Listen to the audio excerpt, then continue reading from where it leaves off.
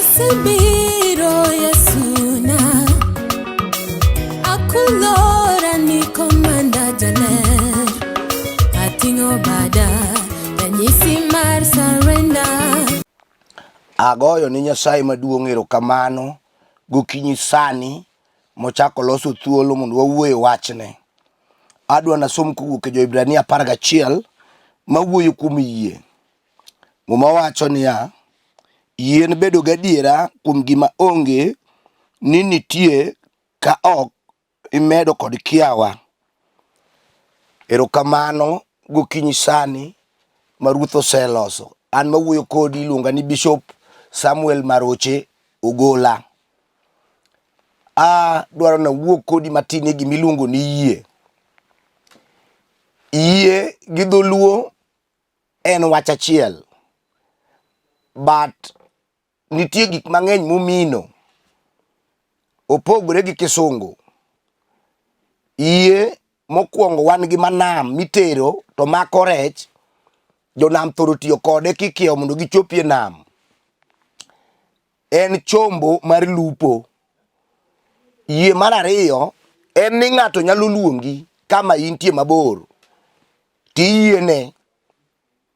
To kok iyiene tiwinjo kowacho ni to ang'o miya luongi to kiyiena. Mano yie mar ariyo madwa ni ng'e. Yie mar adek en ma ng'ato biro kwayi gimoro.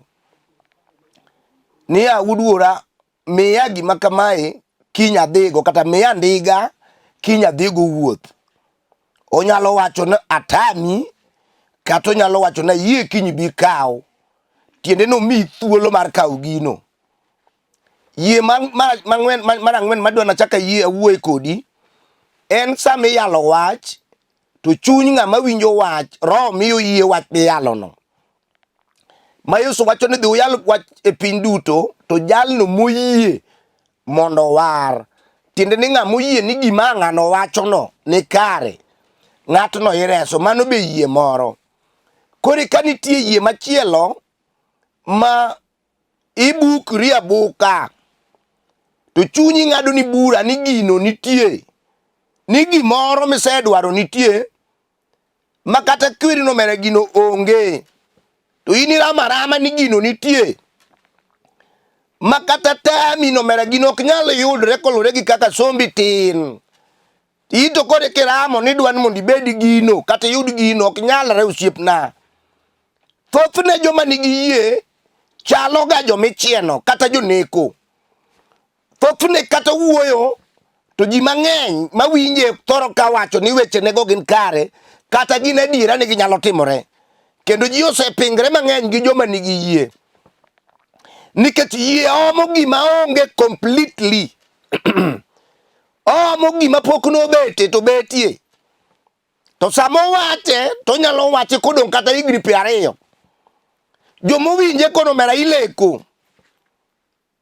Weyo thoro wacho wach ming'eni ok nyal timore. To eto rama ni kaka winja wachene kaka entie. Koro mane yie madwa na wuoye kawe moko ma asekwano.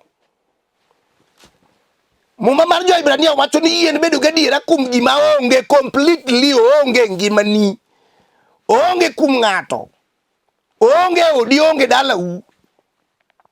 King'iyo nyithindi to gino onge. Ngima nigi pesa miyudo ok idine ka ding'iew gino.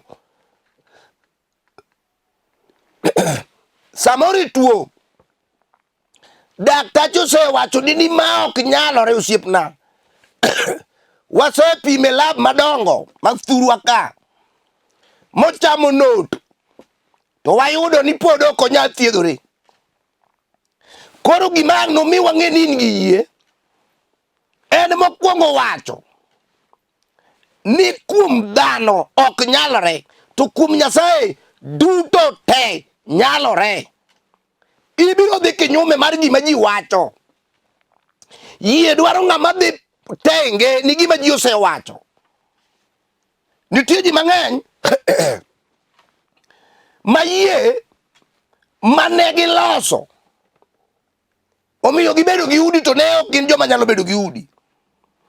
Yie mawuoye sani mogik en yie miloso to tiyo gimonego ti to chako rumo. Kendo kichaki dwaro no chako ti kamachielo kendo ilosi alosa. Apako Nyasaye maduong'. Adwa nwawinjre kodi kwadhi. Rachna ka we chien. Adwa nwadhi kodi ma ok ilal. Iye madhako mosechopo higni 90 adiera. Kati tere kuom joma pimo iye. Daktache mosomo weche mag nyithindo biro wacho ni mano to ok nyal osiepna. Biro wacho ni dhako no ok nyal mako ich osea ipur.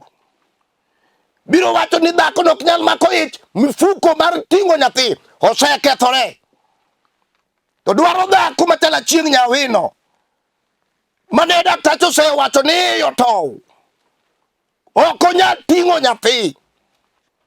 To nowinjo wach mawuoye mar yie maomo gima onge to betie. Achieng' nowacho ni daktari jamiriambo, Nyasachwa pok oriambo nyaka nene. Ndike mo mane we piny ni obed jamiriambo to wach Nyasaye to siki kae na diera. Achieng' nokone mano wach daktari. En gima ong'eyo. Obiro piro nyathi kato leo to obiro ting'o nyathi e tiende. Adiera ka nosekalo modhi machuori omedo mon 2 mamon go nyuol te kagiro hono. Achieng' ne iyo chako dongo. Ji oparo na chieng' nigi tuo mar hima makudo imon. Achieng' nowuok modhi osiptal. Nopime. Otimne ultrasound. Nyathi oyud ka ni kuno dweche 2. Ji nokone mano ok nyalre. Dwe mar 3. Dwe ochopo 6. Ochopo 8. Ochopo 9. Achieng' nonyuolo nyathi ngima kawuono. Wach Nyasaye pok oriambo. Kowacho ni duto te nyalre kuom Nyasaye. Without wach Nyasaye. Apako msinga mar lweny. Yie omo gima ji neno ni ok nyalre no. Ema yie dwaro. Ng'ama loso yie. E gini wacho niya. Kaka ng'ato nyalo bedo gi yie matin kaka kaldal.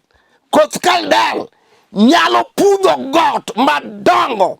Moingo Uma. Moingo Mount Everest. Moingo Mount Kilimanjaro. Moingo Mount Kenya. Ka ng'ato nigi yie. Yie nigi lwete. Yie ratego. Yie wuoyo. Yie teko Nyasaye. E gin muma wacho ni ng'ama onge yie ok en nyathi Nyasaye. Nikech Nyasachwa gige ikaw kuom yie. Kata sani nyithindi timo penj. Gichimo klas gitimo. Ing'e maler ni wigi ok ler. Bing'e yie. Nyalo chako dwaro ni nyithindo go national school. Kata ji wuoyo. Wacho ni jaduong'. Dware maber bere. Nyithindo manyocha yudo ma 250. Di dwar nigi national nadi. Yie nyalo kelo national. We paro risani. Kipenjo ni nyathi biro kalo. Ibiro chulo fees gang'o. Okini wuon fedha wacho ni. Nitie Yesu ma wuon fedha gi dhahabu. Ong'eyo.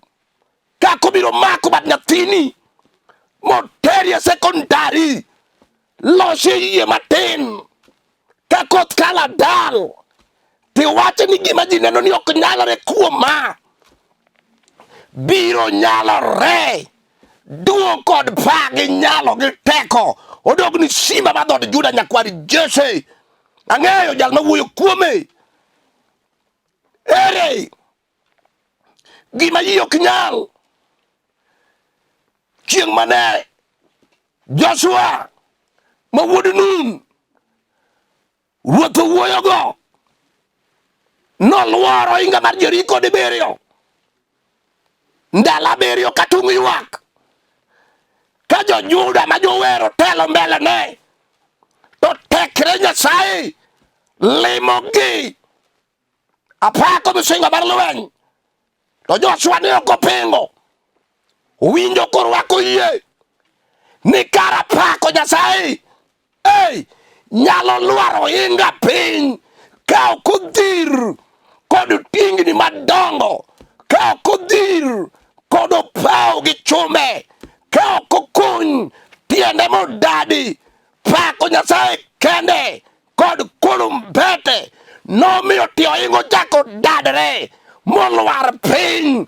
Yie ratego duong' odog ni simba ma dhod Juda, duong' odog ni simba no. Yie mawuoye, yie ono, yie nigi lwete nyalo gemo gima ni Ulaya makelni e Kenya, nyalo gemo gima ni loka cha miyud ka in go. Osiepne dak e ot matin machalo Kiru ma ji osewuoyo, ji neni ka ng'ama odhier, ma jochiende mag mifadho omako dhigo. Gimitim, we duoko jogo, lose yie matin. Ikona miyo gi higni 2, abiro dak e od mareba, abiro dak e od man gi rooms mang'eny. Yie nyalo kelo ot. Apako misinga mar lweny. Chieng' moro mama moro e piny Nairobi ka iluongo ni Joyce nomako ich mokwongo moyang'e, omako mar 2 oyang'e, komako mar 3 to ji ochako wuoyo, okoni winjo mama ma to koro kitobwa mar 3 itho, to nyathi dong' ka ngima, kata utho ute, kata nyathi tho tidong' kingima ma ok nyalre ga. Dhako no nong'eyo Nyasaye molamo, nong'eyo Nyasach Jakobo gi Isaka, nong'eyo Nyasach Ibrahim, Nyasach Ono, nong'eyo Nyasach Elijah gi Elisha, nong'eyo Nyasach Jeremia, nong'eyo Nyasach Petro ka Jona, nong'eyo Nyasach Johana wuod Zebedi, nong'eyo Nyasach Paulo ma wuod Taso, nong'eyo Nyasach Ono, nong'eyo Nyasaye mikudu kum yie. Ne wawuoyo kode mwakoni winj mama, mano to mana dhoji, losane yie, ketane yie adundo, koni sani mitoka mariembo en yie, wach mawacho en yie, muya mayweyo en yie. Gima ng'eyo ni ok dhi ang'a, ne wawinjo konyono yie, to wabe warido ne kor yie. Ochopo chieng' mikawe iteri osiptal, chuore osebedo gi wasiwasi, okoni kiwinjo ka iyi ochako, iluonga mondo aluong ambulance. Ambulance no ochopo mokawo nyarwegi, ochimo go Kenyatta. Dhako no ochopo kama onego yang'e, ka daktache temo chunge gi yath ok donji. Koni ni winjo mama, we jiwo dendi, yadhni ok bi donjo, to aneno ka nyuolni nyalo bedo marach. Gichako gichuoye, yath ok donji, dhako cha noloso yie, ok yang'e. Dakika mogik, apako misinga mar lweny, daktache noweye, okoni mama wan ok wanyal konyi, thothoni. To sama daktache nodok kando, bondo wuoye kaka inyalo konye, dakika no Joyce Mamera nopoko chuko nyathi gi teko mar duong' mar jamhuri mar polo, ma nyathi owuok ka ok oyang'e, to ok ochole. Duong' kod pak gi loch gi teko odog ni simba ma dhod Juda ma nyakwar Jesse. Duong' odog ni simba no, duong' odog ni thuon, duong' odog ni kew Yahudi, duong' odog ni jal malawe duong', duong' odog ni jal ma duonde wuo. Apako misinga mar lweny, jal ma wang'o go thole, jal ma tekone oingo teko mar piny mangima, ruodhi gone sarut nyaka piny ruodh jochiende ong'e teko Yesu mawuoye, nyaka piny ruodh anga ong'eyo teko mar Jehova, duong' kod pak gi loch gi teko dog ni Yesu thuon ja-Nazareth. Awacho niya, yie nyalo miyo achai rumi e dhodi, gimomiyo ji mang'eny thagore, gionge yie ka gimoro time, to gima time ne mokete pache ni dhi tieke. Kal kanyo, chieng' moro wawuoyo gi jaduong' moro e piny Seme, okonwa niya, noonge pesa mong'iewo go manyiwa, mbolea mikete puodho, to jirande ne to ng'iewo mbolea, ne onge pesa. Nokoni Nyasachwa, ichwep lowo miwacho ni mondo wayud chiembwa kowuok e lowo, ok awinjo kama ndik mbolea, aonge pesa. Juogi ruoth mamane tim nolamo Nyasaye koloso yie maduong' ni sama puothe dhok achiek to e bende mare chiek. Noloso yie, noonge pesa dier, okomo, odoyo. Sama ne cham wuok piny, jogweng' ochako wacho ni jaduong' no otiyo gi mbolea. Osiepne we wacho ni wach moro, cham jaduong' no nochiek madongo moloyo joma ne nie bathe manotiyo gi mbolea. Jaduong' ni nodong' kaka hone gweng' no, kagi wacho ni jaduong' ni komo gi bilo. Onge bilo. Ka Yesu en bilo to kara en yie mane jaduong' ni oloso nomiyo chambe ochiek, to kotiyo gi mbolea. Duong' odog ni Shimba ma dhod Juda nyakwar Jesse, apako msinga mar lweny. Awuoyo yie makelo gima onge to betie, ka ok imedo gi kiawa, duong' odog ni Shimba. Nyasaye mwalamo oger gi ng'ama kiawa, ng'ama kiare, men gik moko te odawot oger go. Chieng' moro ka wan e piny Kochia, otieno kaseyalo di chieng' sa 8, to jaduong' moro ma wuod choni kolielo maduong' ma wuod kwago ochung' sa 4 otieno bang' injili to wacho ni jolweny Nyasaye manu kelo dalawa ka waseneno gik madongo motimo, takwayou ni koth oseleo dweche 2 gi nus, pinywa ni otuo, Nyasachu ni donge dikelwa koth. Napo kayie agero maduong' takoni ni jaduong' kamichung'e no kik isudi. Kiny ka wawuokie dala ka, kwan seche 5, kiny ne koth maduong' ma kamikete gik moko onge. Adiera ni wawuokie dala no sa 5, kane chopo sa 10 yudwa Homa Bay, osiepna koth no ochwe. Nyasaye mawuoyeni en gige ikomo kuom yie, apeko msinga mar lweny. Yie ka jolweny gi yie jolweny kata puth ok nyal tamre chung', yie nyalo miyo ng'ama tho chier. Petro ka Jona koyudo kador ka osenindo, yie mano aloso okoni ok timore. Dhako manyocha konyo jodhier gi nyithind kiye, ok timore. Nyasaye mae to tho rango, nogo tonge piny mowuoyo gi Jehova. Chier mar joma otho, teko mar joma ireso, geno mar joma geno gi oserumo, nowuoyo gi tho ratiro. Chieng' no tho nong'ulo Dorka. Yie nyalo miyo ng'ato sudi.